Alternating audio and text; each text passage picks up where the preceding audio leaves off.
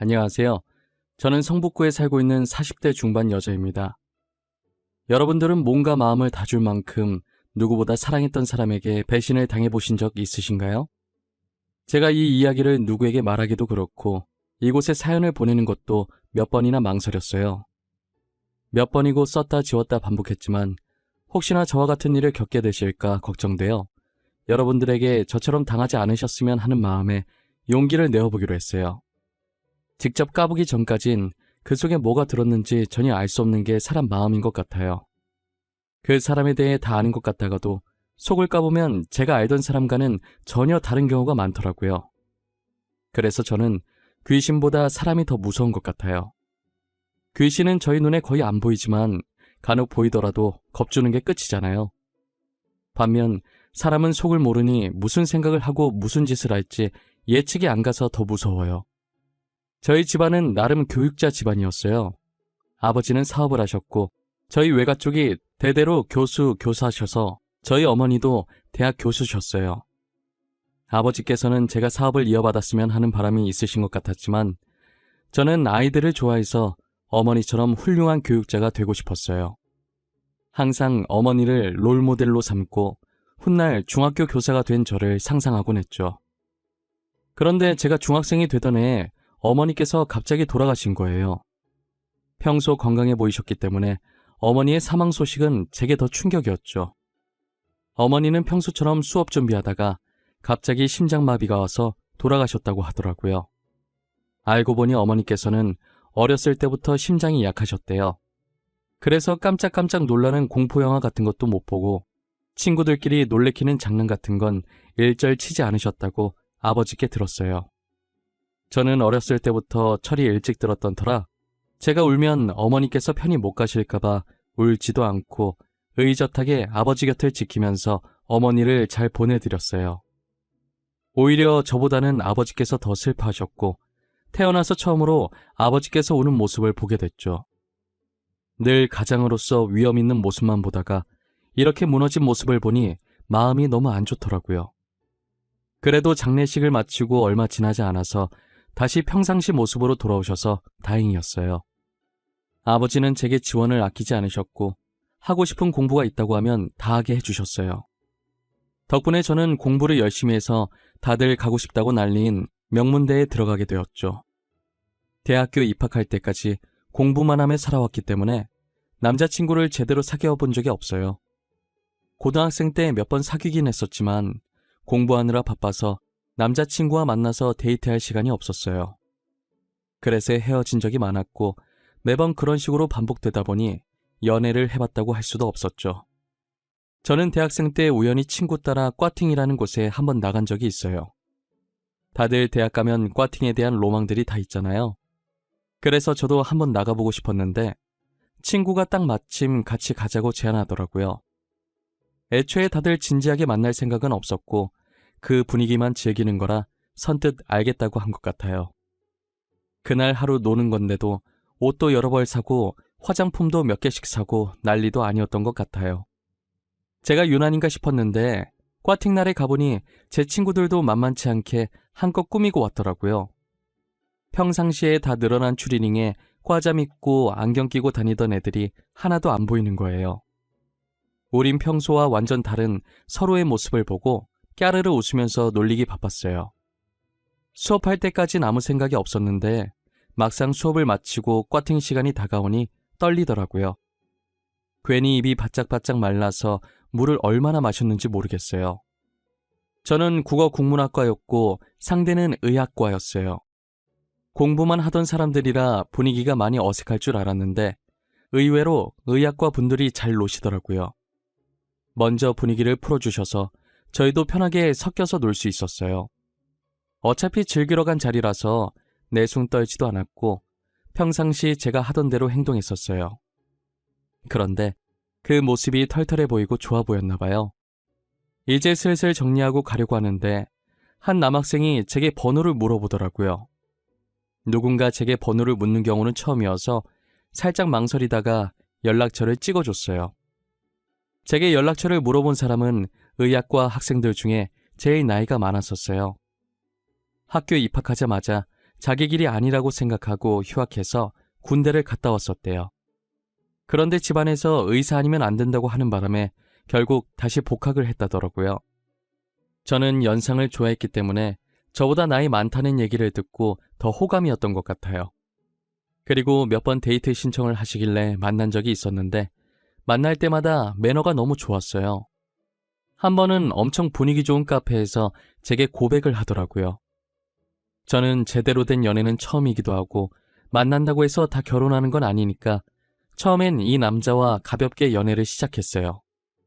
그런데 알면 알수록 너무 다정하고 세심해서 남자친구에 대한 제 마음이 점점 커지더라고요. 남자친구는 의대생이라 저보다 할 일이 많아서 학교 생활을 바쁘게 보내고 있긴 했지만 저를 만날 시간을 꼭 내서 틈틈이 데이트를 자주 하는 편이었어요. 예과생 때는 그렇게 데이트를 자주 했었는데 본과생이 되고 나서는 예전보다 자주 못 보게 되더라고요. 그래도 서로에 대한 마음은 변함이 없었어요. 어느덧 시간이 흘러서 저는 임용시험을 준비하고 있었고 남자친구는 전문의 준비를 하고 있었어요. 평소처럼 공부를 하고 있는데 속이 니글니글한 게 이상하더라고요. 제가 스트레스 받으면 자주 체하는 편이어서 이번에도 체했나 싶어서 대수롭지 않게 여겼어요. 그러다 옆에 있던 물을 마시려고 하는데 물 비린내가 심하게 느껴지는 거예요. 살면서 한 번도 물 비린내를 느껴본 적이 없었는데 갑자기 이러니 당황스럽더라고요. 마시려고 입에 대려하면 헛구역질까지 나서 결국 물을 못 마셨어요. 그날 하루 종일 아무것도 못 먹었고 병원에 가야 하나 생각하던 와중에 설마 하는 생각이 들더라고요. 급하게 예정일을 확인해보니 원래라면 지난주에 했어야 했는데 아직 안 하고 있었어요. 저는 스트레스 때문에 불순이인 거라고 제발 그것만은 아니길 바라는 마음이 간절했지만 제 바람과는 다르게 테스트기를 해보니 두 줄이 선명하게 찍혀 있었어요. 두 줄을 보는 순간 저는 망했다면서 제 머리를 잡아 뜯었어요. 이게 제 잘못만은 아니기 때문에 남자친구한테 알려야 할 것 같아서 테스트기 사진을 보냈어요. 바빠서 못 볼 줄 알았는데 제가 사진을 보내자마자 전화가 오더라고요. 방금 보낸 사진 뭐야? 설마 임신 테스트기야? 이거 너 거야? 나한테 장난치는 거 아니지?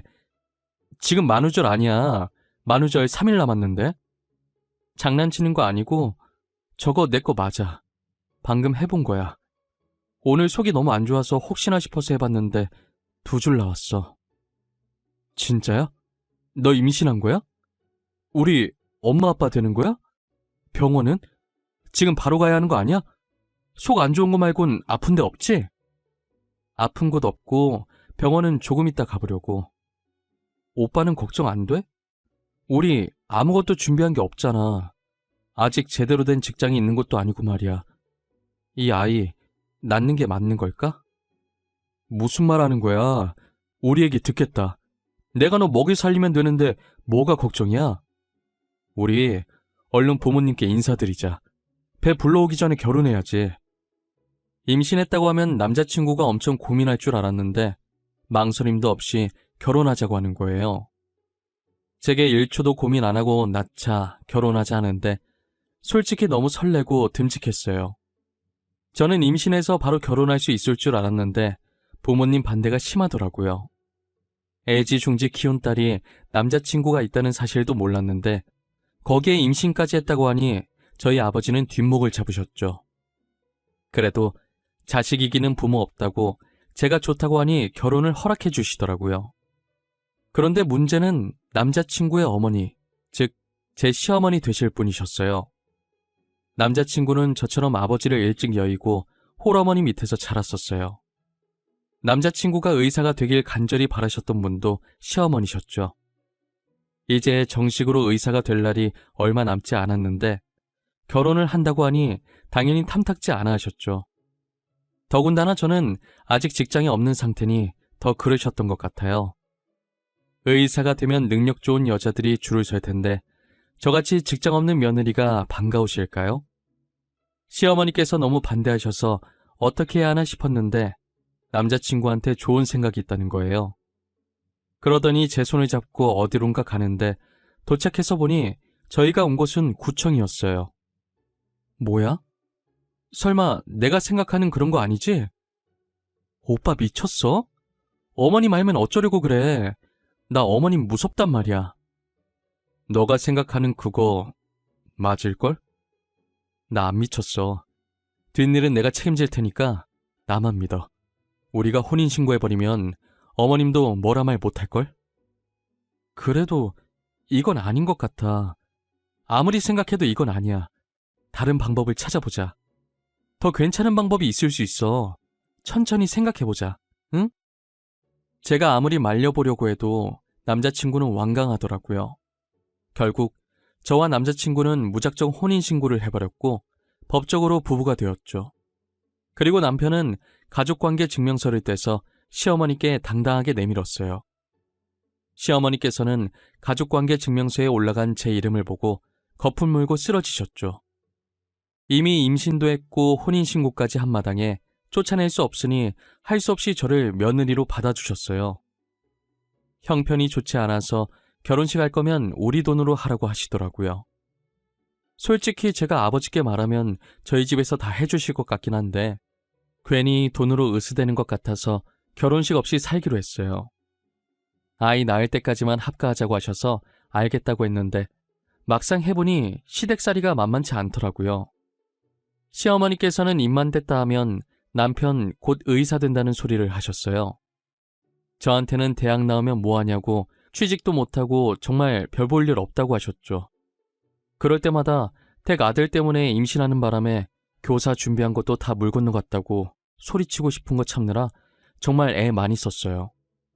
조선시대에서 막 현대로 넘어왔다고 해도 과언이 아닐 정도로 가부장적인 시어머니는 역시 여자는 집에서 얌전히 살림하고 있어야 한다면서 이것저것 집안일을 장난 아니게 시키더라고요. 먼 놈의 빨래가 남의 집 빨래까지 다 들고 오는 건지 하루에 한 번씩 해도 계속 나오더라고요. 결국 저는 한 달도 못 버티고 남편에게 부탁해서 분가를 하기로 했어요. 다행이라고 해야 할지 남편이 근무하던 병원이 시댁과 멀어서 그걸 핑계로 분가했죠. 조선시대 시어머니 모시다가 분가를 하니 숨통이 트이더라고요. 거기다 얼마 지나지 않아 남편도 드디어 전문의 시험에 합격했죠. 그런데 남편이 개인 병원을 내고 싶어하는 눈치더라고요. 하지만 시댁 형편이 좋은 것이 아니라서 말을 꺼낼 생각도 못하고 있었죠. 날이 갈수록 남편 얼굴이 수심이 깊어지는 게 안쓰러웠어요. 아무래도 저희 집이 부유했던 터라 남편 몰래 아버지를 찾아갔어요. 공부할 거라고 학원 다니게 해달라고 한 것 말곤 아버지에게 한 번도 무언가를 해달라고 부탁한 적이 없어요. 그래서 그런지 아버지를 보고도 입이 잘 안 떨어지더라고요. 이게 사소한 부탁도 아니고 무려 병원을 차려달라는 말이니 더 그랬어요. 아버지는 제 표정을 보고 눈치채셨는지 편하게 말해보라고 하시는 거예요. 아빠 있잖아. 사실 내가 부탁이 하나 있어서 왔는데 말이야. 남편 전문의 됐는데 혹시 병원 하나만 차려주면 안 될까? 뭐? 병원? 병원이 사달라고 하면 사줄 수 있는 애기 장난감도 아니고 참... 라고 할 줄 알았지? 어느 정도 예상했어. 누구나 의사 되면 개인 병원 갖고 싶어 하지. 박서방이 병원 차리고 싶대? 아니, 박서방이 나한테 직접 말한 건 아닌데 그래도 내가 뭐라도 하나 해주고 싶어서. 남편도 개인 병원 운영하면 동기들한테 기사할 것 같고 나도 아빠가 해주면 시어머니한테 당당해질 수 있을 것 같아서. 그래, 알겠다. 아빠가 병원 하나 차려줄게. 네가 나한테 한 번도 부탁한 적 없으니까 해주는 거야. 처음이자 마지막이다. 알지? 대신 병원은 아빠 명의로 할 거야. 내가 죽고 나면 박서방 주던가 하고. 걱정과 달리 아버지께서는 흔쾌히 병원을 차려주시겠다고 하시더라고요. 저는 기세등등하게 집으로 돌아가서 이 사실을 남편에게 알렸어요. 남편은 제 손잡고 너무 고맙다고 하고 아버지께도 전화해서 감사하다고 다음에 찾아뵙겠다고 했죠. 시어머니한테도 말했더니 그런 집안인 줄 몰랐다고 갑자기 저한테 살갑게 대하시더라고요. 돈이라는 게 어떻게 보면 종이 쪼가리 하나인데 이렇게 쥐락펴락 할 수 있다는 게 참 무섭긴 무서워요. 저는 아버지 덕분에 시어머니 앞에서도 당당하게 어깨를 펴고 다닐 수 있었죠. 아버지께서는 정말 예상을 하셨던 건지 이미 병원 인테리어가 다 끝나 있더라고요. 그렇게 남편의 생애 첫 개인 병원은 정말 단기간에 개업할 수 있었어요. 아무래도 아버지께서 사업을 하시니 인맥이 많아서 첫날인데도 사람들이 많이 오시더라고요. 게다가 병원 위치도 좋아서 크게 걱정할 게 없었어요. 그리고 남편 병원이 성형외과다 보니 대다수가 젊은 여성분들이었어요. 제가 드라마를 하도 많이 봐서 설마 드라마에서 보던 일이 펼쳐지는 건 아닐까 했는데 그동안 남편이 제게 했던 행동들을 떠올려 보니 그럴 양반은 아닌 것 같아서 걱정하지 않기로 했어요. 하지만 제가 너무 안일했던 것 같아요. 잘해주다가도 한순간에 변할 수 있는 게 사람 마음인데 말이에요. 저는 남편 병원도 계속 이대로 잘 되고 더불어 제 인생도 승승장구하길 바랐어요. 하지만 정확히 남편이 병원을 개업한 지 4달 만에 저는 충격적인 걸 보고 말았죠. 제가 임신 6개월 차에 접어들어서 어느 정도 배가 나와 있는 상태였어요. 몸이 점점 무거워지니까 움직이기 귀찮아서 집에서만 밥을 먹었는데 그날따라 이상하게 밖에 나가고 싶고 간만에 외식도 하고 싶은 거예요. 서프라이즈로 남편 놀래켜주고 싶어서 퇴근 시간에 맞춰서 말도 없이 병원에 갔었어요. 직원들은 이미 다 퇴근했는지 원장실에만 불이 켜져 있고 로비는 캄캄하더라고요. 살금살금 원장실로 다가가는데 가까이 갈수록 이상한 소리가 들리는 거예요. 남편의 목소리와 함께 외간 여자 목소리가 간간히 들리는데 그때부터 심장이 미친 듯이 쿵쿵 뛰더라고요. 조심스럽게 원장실 문을 살짝 열어서 봤는데 남편이 직원 한 명이랑 애정 행각을 나누고 있는 게 아니겠어요? 저는 그 모습을 보고 몸이 떨렸지만 침착하게 휴대폰을 들고 녹화하면서 문을 열었어요. 뒤늦게 저를 발견한 남편과 여직원은 당황해 하더라고요. 여직원은 빠르게 옷을 챙겨서 원장실을 나갔고 남편은 어쩔 줄 몰라 했어요. 그러더니 변명한답시고 직원이 수술하려고 상담 요청했는데 상담하다 보니 그렇게 보였던 거라고 하더라고요. 저는 말 같지도 않은 소리 하지 말라고 당장 이혼할 거라고 소리쳤고 남편은 아이를 생각해서 진정하라는 거예요. 바람난 남편 입에서 저런 말이 나오니 화가 났지만 아이라는 말에 멈칫하게 되더라고요. 결국 뱃속에 있는 저희 아이를 생각해서 한 번은 봐주기로 했어요. 태어나자마자 아빠가 없으면 우리 애가 너무 슬플 것 같았거든요. 진짜 너무 꼴 보기 싫은데 같은 공간에서 숨쉬기도 싫은데 정말 아기 하나만 보고 참았어요. 그리고 얼마 뒤 남편이 외도를 한 것보다 더 충격적인 일이 발생했어요. 바로 저희 아버지께서 사고로 세상을 떠나신 거예요. 평소 혼자 안 다니시는 양반인데 그날은 비서도 없이 혼자 나갔다고 하더라고요. 비서한테 말도 없이 나가서 비서분도 어디 가시려다가 사고 난 건지 전혀 모르고요. 외진 곳에서 발견됐는데 아무리 생각해도 아버지께서 거기에 갈 일이 없었어요. 하지만 증거가 없어서 아버지를 그렇게 만든 범인을 잡을 수 없었고 결국 저희 아버지 사건은 미제 사건으로 분류되었죠. 아버지께서 세상을 떠났다는 충격에 결국 유산을 하고 말았어요. 저는 수술한다고 아버지 빈소도 못 지켜드렸고 대신 비서께서 제 빈자리를 채우고 계셨죠. 남편은 제 병실에도 없었고 아버지 장례식장에도 안 보였어요. 제가 아버지 장례식을 마치고 집으로 들어갔는데 제 몸과 마음을 다 추스리기도 전에 남편이 기다렸다는 듯이 제게 이혼하자고 이혼 서류를 들이밀더라고요. 아버지께서 병원 차려주시면서 아버지가 세상을 떠나게 되면 병원을 남편에게 주기로 했었는데 이제 병원이 자기 손에 들어오게 되니 더 이상 제가 필요 없다고 생각한 것 같아요. 남편이 건네준 이혼 서류를 보니 합의 이혼이라고 적혀 있더라고요. 제가 일방적으로 이혼 당하는 건데 이게 어떻게 합의 이혼인가요? 저는 이혼해주겠다고 하고 이혼 소송을 걸었어요. 그때 남편 병원에서 찍은 영상이 남아있었기 때문에 남편의 불륜으로 위자료를 받아낼 수 있었어요.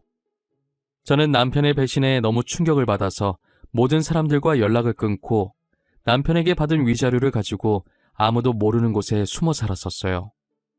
그런데 어떻게 알고 온 건지 비서분이 저를 찾아오신 거예요.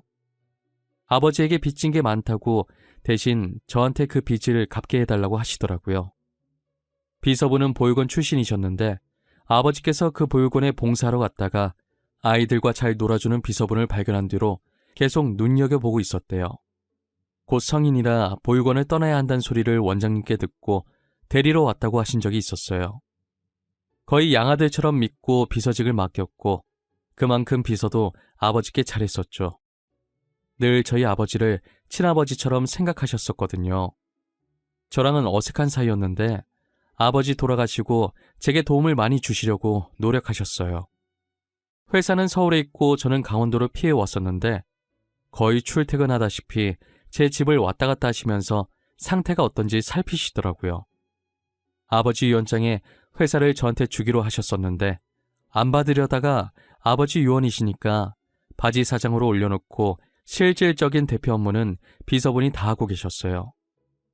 저는 기댈 곳이 비서분밖에 없었고 비서분도 가족이 없으니 자연스럽게 저한테 기대시더라고요. 그러다가 비서분께 그냥 둘이 같이 살면 어떻겠냐고 해서 저는 비서분과 재혼을 하게 되었어요. 남편과는 겨우 1살 차이였고 제 과거를 아는 사람이라 굳이 숨기지 않아도 되니 더 편했던 것 같아요. 남편은 되게 따뜻한 사람이라 제 아픈 과거를 절대 꺼내지 않았고 사랑으로 보듬어 주었어요. 아버지가 살아계셨을 때 남편을 왜 눈여겨봤는지 알겠더라고요. 3년 동안 살면서 한 번도 싸운 적 없고 항상 저한테 져주던 남편이었어요. 그러다 한 번은 남편이 조심스럽게 예전에 아버지가 살았던 집 얘기를 꺼내는 거예요. 자기야, 나 진짜 고민 많이 하다가 말하는 건데 우리 예전에 아버님께서 살던 집에서 살면 어때? 여긴 당신 친구도 없고 나도 회사 나가면 혼자 있는 시간 많은데 그만큼 외롭잖아. 아, 맞아. 회사. 당신 회사 집이랑 많이 멀지? 왕복 얼마더라? 그동안 당신 출퇴근하기 힘들었을 텐데 내가 이기적이었네. 아빠가 살던 집으로 가자. 아니, 출퇴근 힘들어서 그러는 거 아니야. 3년 동안 잘 다녔는데 뭘. 그냥 당신이 많이 외로워 보여서. 왜 그런 사람 때문에 당신이 이러고 살아야 하는지 모르겠어. 저는 듣고 보니 남편의 말도 맞다고 생각했어요. 생각해보면 잘못은 전 남편에 있는데 제가 왜 궁상 떨면서 이러고 살았는지 모르겠어요. 그렇게 저희는 3년 반 만에 고향인 서울로 올라오게 됐어요. 남편은 한쪽에서 이삿짐을 풀고 있었고 저는 오랜만에 다시 만난 집을 둘러보고 있었어요. 아무도 없는 집치곤 깔끔하길래 놀랐는데 알고 보니 남편이 주말마다 와서 관리해줬더라고요. 저도 신경 안 쓰고 있던 아버지 집을 남편이 소중히 관리해줬다니 고마워서 눈물이 고였어요. 이삿짐을 풀고 있는 남편을 보면서 눈물이 흐를랑 말랑 하고 있는데 누가 뒤에서 제 이름을 부르더라고요. 지아은씨? 지아은씨 맞으시죠? 3년 동안 찾아왔었는데 아무도 안 계시다가 드디어 만나 뵙네요. 저는 지은석씨 전담 변호사였던 김철우라고 합니다. 안녕하세요. 아, 네, 안녕하세요. 근데 변호사님께서 3년 동안 저희 집엔 어쩐 일로... 혹시 저한테 무슨 볼 일이라도 있으신 거예요? 지은석씨 앞으로 건물이 하나 있었잖아요. 성형외과 건물 말이에요. 그 건물 때문에 말씀드릴 게 있어서 왔습니다. 전화도 드렸었는데 없는 번호라 떠서 전달이 늦었네요. 아버지 유언장대로면 이미 전 남편 명의로 넘어갔어야 할 병원인데요. 그 건물에 무슨 문제라도 생긴 건가요? 그럼 전 남편에게 연락해 보셔야 할 것 같아요. 무슨 소리세요? 지은석 씨께서 유언장에 그 병원을 지아은 씨 앞으로 해달라고 하셨었어요. 아, 그리고 병원도 병원인데 혹시 지은석 씨가 사용하시던 휴대폰 잠깐 볼 수 있을까요? 저희 아빠 휴대폰이요? 어디 놔뒀는지 몰라서 집안에서 찾아봐야 할 것 같은데 아빠 휴대폰에 뭐가 있나요? 저도 그게 궁금해서요. 사망 직전에 저한테 사진인가 영상 보낼 거 있다고 하셨는데 못 받았거든요. 근데 영 찝찝해서요. 그래서 뭘 보내려고 하신 건지 확인해 보려고요. 변호사의 말에 저와 남편은 폰 안에 뭔가 큰 게 있을 것 같다는 생각이 들었어요. 아버지가 돌아가신 날 경찰에게 받은 유품들을 그대로 아버지 옷장에 넣어놨었거든요. 유품이 들어있는 상자를 뒤지기 시작하는데 제일 밑에 휴대폰이 들어있더라고요. 제가 손을 너무 떨자 남편이 가져가서 폰을 켰어요. 3년 만에 켜는 거다 보니 배터리가 없어서 켜지지가 않았고 저희는 급하게 충전선을 연결했어요.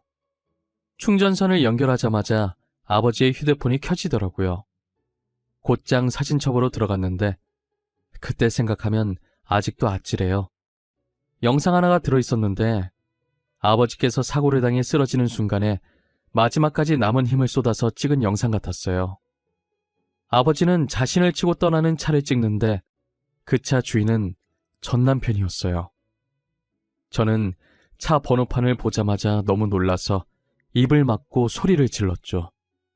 알고 보니 전 남편이 불륜도 들켰겠다, 병원이라도 가지려고 일부러 그랬던 것이었어요.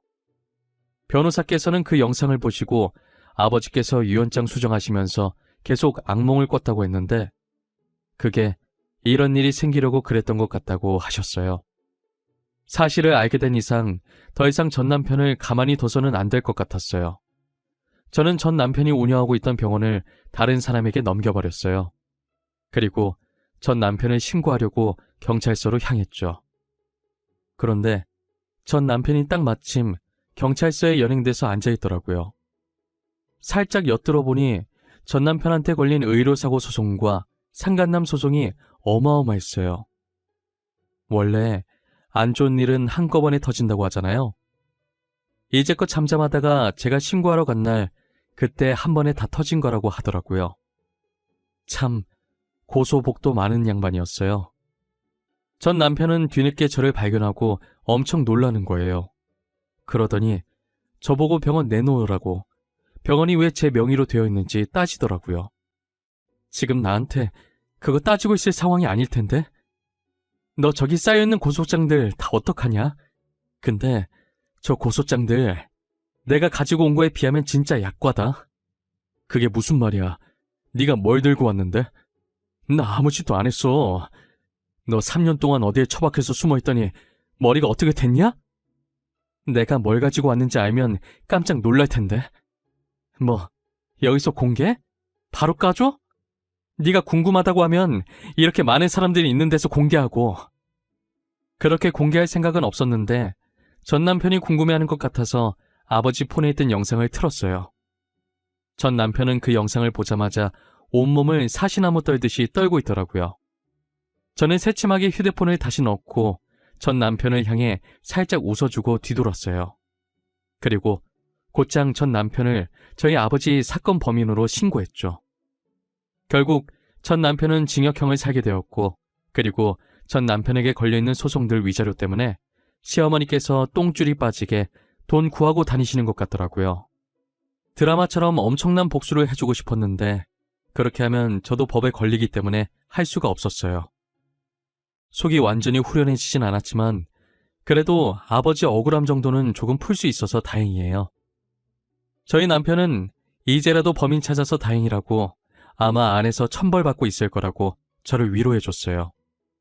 현재 제 남편은 아버지께서 제게 남겨주신 선물 같은 사람이에요. 아버지는 사고가 아니었더라도 나이가 많이 드셔서 저보다 일찍 세상을 떠나게 될 테니 자신이 세상을 떠나게 되면 저 혼자 외롭지 말라고 제 남편을 남겨주신 것 같아요. 남편은 제게 때로는 아버지였다가 때로는 친구였다가 그리고 인생의 동반자인 소중한 존재입니다.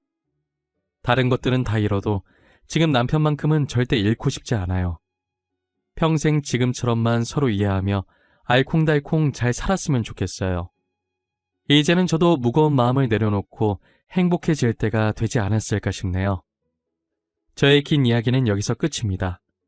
지금까지 들어주셔서 감사하고 여러분들은 저 같은 일 겪지 마시고 꼭 행복해지시길 바랄게요.